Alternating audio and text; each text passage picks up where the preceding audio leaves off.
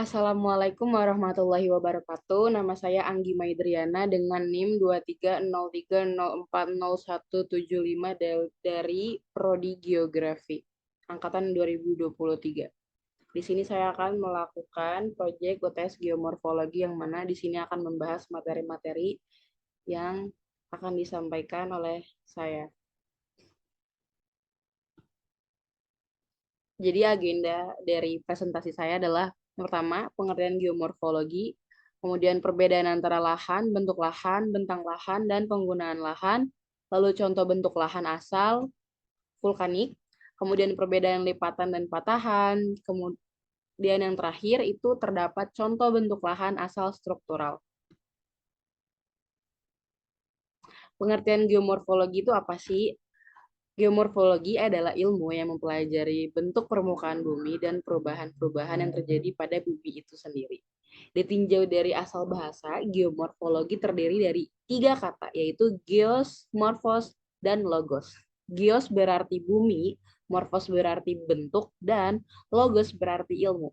Sehingga geomorfologi dimengerti sebagai ilmu yang mempelajari bentuk permukaan bumi.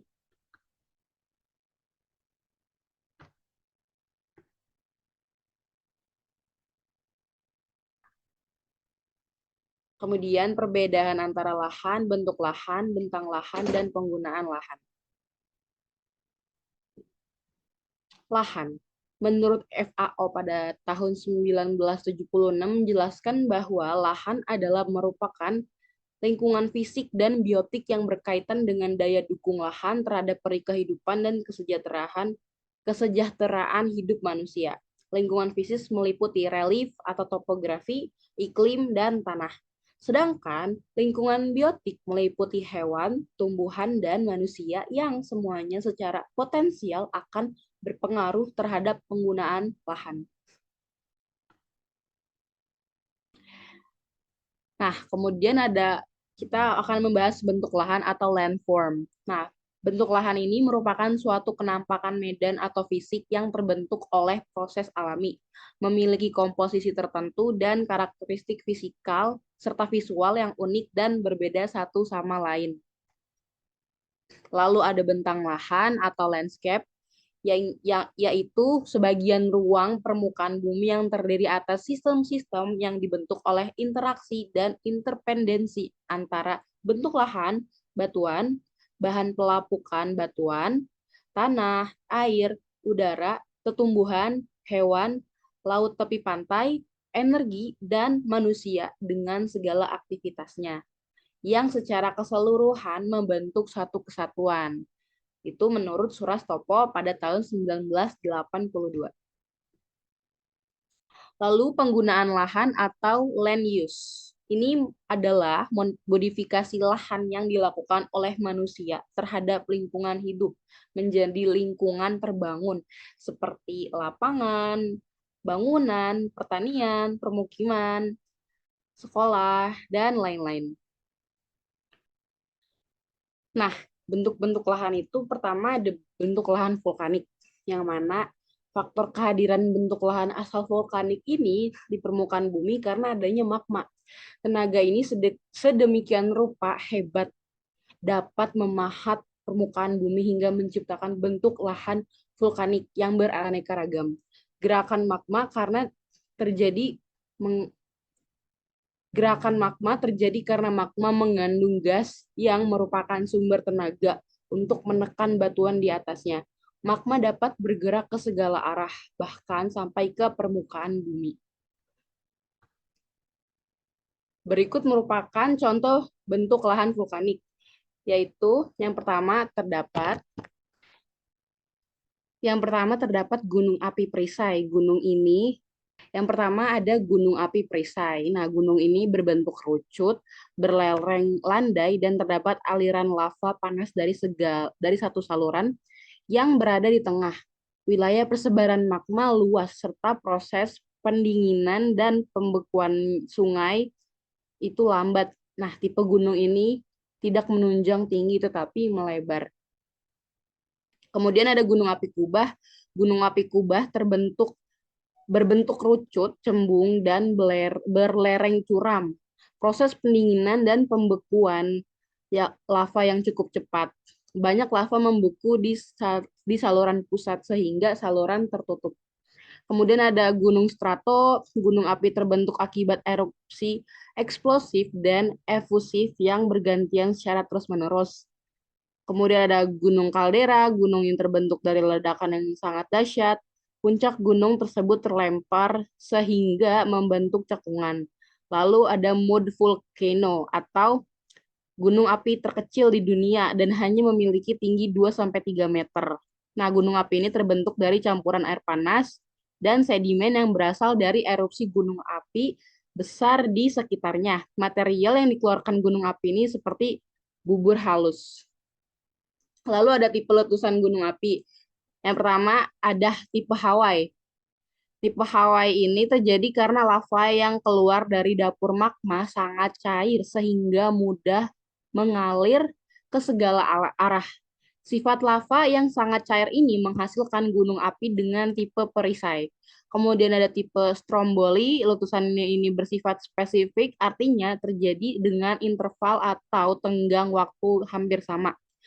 Kemudian gunung api Stromboli di Kepulauan Riau tenggang waktu letusannya terjadi lebih kurang 12 menit. Jadi setiap lebih. Kemudian ada dalam. Kemudian ada tipe Stromboli. Letusan tipe ini bersifat spesifik, artinya terjadi dengan interval atau tenggang waktu yang hampir sama. Lalu ada tipe volcano, letusan ini mengeluarkan material padat seperti bom, lapili, serta bahan-bahan cair atau lava. Letusan tipe vulkano didasarkan atas kekuatan erupsi dan kedalaman dapur magma. Berdasarkan kekuatannya, letusan tipe ini dibedakan menjadi dua, yaitu vulkano kuat atau Gunung Vesuvius dan Gunung Etna serta vulkano lemah Gunung Bromo. Lalu ada tipe Merapi. Tipe letusan ini mengeluarkan lava kental sehingga menyumbat mulut kawah. Akibatnya, tekanan gas menjadi tertambah kuat dan memecahkan sumbat lava. Sumbatan yang telah pecah kemudian terdorong ke atas dan terlempar keluar. Material ini menuruni lereng gunung sebagai ladu. Setelah itu muncul awan panas atau biasa disebut dengan wedus gembel. Letusan tipe ini sangat berbahaya bagi penduduk di sekitarnya. Lalu ada tipe pere atau plinian. Material yang dilemparkan letusan tipe ini mencapai ketinggian lebih kurang 80 km. Letusan pere mampu melemparkan ke pundun atau menghilangkan puncak gunung dan akhirnya dinding kawah turun. Contoh letusan tipe ini antara lain letusan Gunung Krakatau dan Gunung Santa Helens. Lalu ada tipe Pele, yang tadi tipe Pere, sekarang tipe Pele namanya. Letusan ini terjadi karena adanya penyumbatan kawah di puncak gunung api yang bentuknya seperti jarum. Penyumbatan ini menyebabkan tekanan gas menjadi tertambah besar. Apabila kawah tidak kuat menahan material, gunung tersebut akan meletus. Lalu ada tipe Vincent. Letusan tipe ini akan menyediakan air di dalam danau kawah tumpah bersama lava. Letusan ini akan mengakibatkan daerah di sekitar gunung terjang lahar panas. Dua gunung yang memiliki tipe letusan ini adalah Gunung Kelut dan Gunung Saint Vincent. Yang selanjutnya ada kawah. Kawah adalah cekungan pada puncak gunung api yang merupakan tempat keluarnya magma. Tipe gunung api strato biasanya memiliki kawah pada bagian puncaknya. Lalu terdapat kaldera. Kaldera merupakan kawah sangat besar yang terbentuk akibat erupsi sangat kuat. Pada erupsi material tersembur keluar hingga kawah menjadi kosong. Kekosongan material ini mengakibatkan dinding kawah menjadi sangat labil. Oleh karena itu, goncangan dan gaya berat dinding kawah runtuh secara melingkar sehingga terbentuk kaldera. Nah, apabila kaldera tersebut terisi air hujan, maka disebut dengan danau kaldera. Lalu ada pegunungannya, ada bentuk lahan struktural. Bentuk lahan struktural adalah bentuk lahan yang disebabkan oleh adanya tenaga endogen atau tenaga yang berasal dari dalam bumi atau tenaga yang biasa disebut dengan proses tektonik. Tenaga dari dalam bumi ini menyebabkan adanya tekanan pada lempeng atau kerak bumi. Tekanan tersebut membuat kulit bumi terlipat, patah, retak, dan melengkung. Gaya yang bekerja tersebut akhirnya membentuk suatu bentukan lipatan, patahan, lengkungan, serta retakan. Berikut merupakan contoh bentuk lahan struktural. Nih, yang pertama itu ada pegunungan lipatan. Pegunungan atau perbukitan lipatan terbentuk karena terlipatnya lapisan batuan dalam kulit bumi. Lapisan batuan tersebut terlipat karena gaya endogen sangat kuat. Lapisan batuan terimpit dari sisi berlawanan pada akhirnya membentuk pegunungan atau perbukitan lipatan. Lalu ada pegunungan antiklinal. Bentuk lahan ini terdiri atas unit-unit punggung lipatan dan sebagian besar didominasi oleh batuan plastis. Pegunungan antiklinal merupakan bagian lipatan yang memiliki posisi lebih tinggi dari lipatan lainnya. Satuan bentuk lahan pegunungan atau perbukitan antiklinal akan membentuk permukaan bumi, cembung, atau menonjol. Lalu selanjutnya ada pegunungan sinklinal. Pegunungan perbukitan sinklinal terdiri atas lembah-lembah lipatan dan sebagian besar didominasi oleh batuan plastis.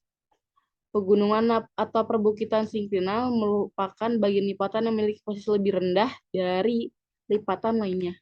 Lipatan sinklinal akan membentuk permukaan bumi menjadi cekung atau bisa membentuk lembah.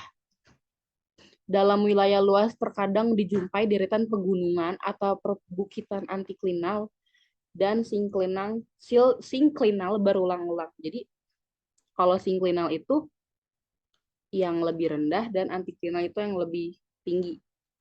Jadi kayak gini, kayak lembah, gunung, lembah gitu. Gunungan monoklinal ini terbentuk karena adanya tekanan pada satu titik yang tingginya lebih dari 500 meter. Nah, bentuk permukaan dari monoklinal ini ialah datar miring datar. Kemudian terdapat pegunungan dom.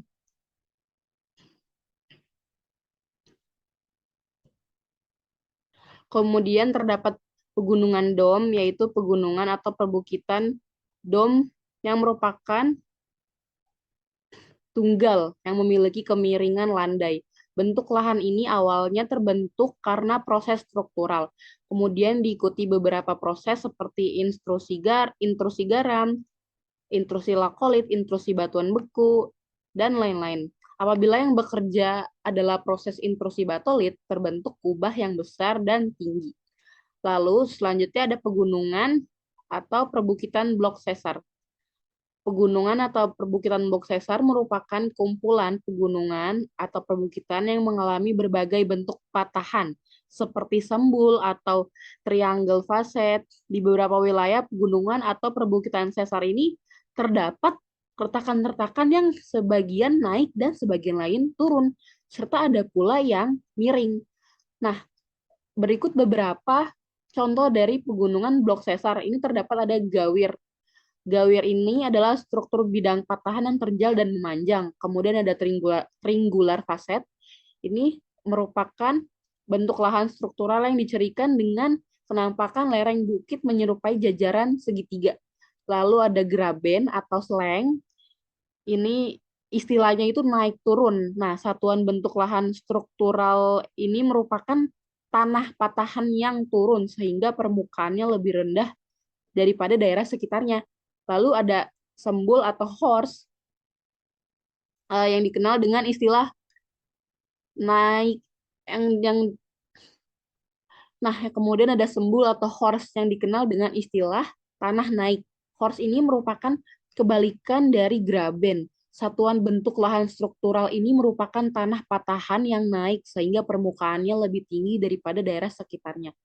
Lalu terdapat pegunungan perbukitan plato.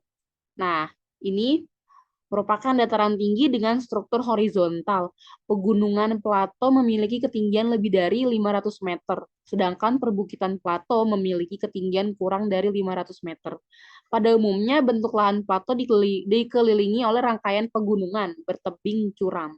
Nah, plato terbentuk sebagai hasil erosi dan sedimentasi. Selain itu, beberapa plato merupakan bekas kaldera luas, kemudian tertimbun oleh material dari lereng gunung di sekitarnya. Selanjutnya, perbukitan plato ini ada dua jenis nih. Yang pertama ada perbukitan mesa, yaitu perbukitan yang memiliki puncak datar dengan struktur horizontal sebagai akibat dari proses erosi. Mesa tampak sebagai perbukitan yang datar dan luas. Perbukitan Bute. Perbukitan Bute merupakan kebalikan dari perbukitan mesa. Nah, kata Bute ini berasal dari bahasa Prancis yang memiliki arti bukit kecil. Jadi, perbukitan Bute digambarkan sebagai perbukitan yang memiliki puncak sempit dan lebih tinggi dibandingkan dengan perbukitan mesa. Jadi, kebalikannya nih, mesa sama Bute. Nah, yang terakhir ada teras struktural, yang mana teras struktural itu sebagai permukaan bertingkat karena proses pengangkatan berulang-ulang yang terjadi pada masa lampau di suatu tempat. Salah satu bentuk alam dari teras struktural itu ada step fault atau tebing bersusun. Nah, berikut merupakan perbedaan lipatan dan patahan. Kalau lipatan itu bentuk kulit bumi yang serupa gelombang. Pembentukan lipatan dipicu tekanan tenaga endogen yang berarah mendatar dari sisi berlawanan. Tekanan mendatar dari dua arah berlawanan itu menyebabkan lapisan batuan di kulit bumi terlipat. Proses tersebut melahirkan puncak lipatan antiklin dan lembah lipatan sinkline. Jika puncak lipatan ada banyak, ia disebut antiklinorium. Sebutan untuk deretan beberapa lembah lipatan adalah sinklinorium. Lalu ada patahan. Patahan ini di sisi lain adalah suatu bentuk deformasi batuan yang disebabkan oleh pergerakan dua lapisan batuan yang saling bergeser atau bergeser terpisah. Patahan terjadi ketika tekanan yang diterapkan pada batuan lebih besar daripada kekuatan batuan itu sendiri, sehingga menyebabkan pecah atau terpisah. Patahan ini dapat berupa patahan normal, patahan reverse, atau patahan sideway, tergantung pada arah pergerakan batuan. Perbedaan utama antara lipatan dan patahan adalah pada penyebab dan karakteristiknya. Lipatan terjadi akibat tekanan lateral atau gesekan antara dua lapisan batuan yang saling bertolak belakang. Sedangkan patahan terjadi akibat pergerakan dua lapisan batuan yang saling bergeser atau bergeser terpisah. Lipatan biasanya terjadi secara bertahap dan lambat, sedangkan patahan dapat terjadi secara tiba-tiba akibat gempa bumi atau aktivitas geologi lainnya. Dampak dari lipatan dan patahan juga berbeda nih. Kalau lipatan itu menyebabkan terbentuknya pegunungan atau lembah yang melengkung, sedangkan kalau patahan itu menyebabkan terbentuknya patahan besar yang dapat menjadi sumber gempa bumi atau terbentuknya pegunungan yang lebih tajam. Nah, sekian presentasi dari saya, kurang lebihnya mohon dimaafkan. Wassalamualaikum warahmatullahi wabarakatuh.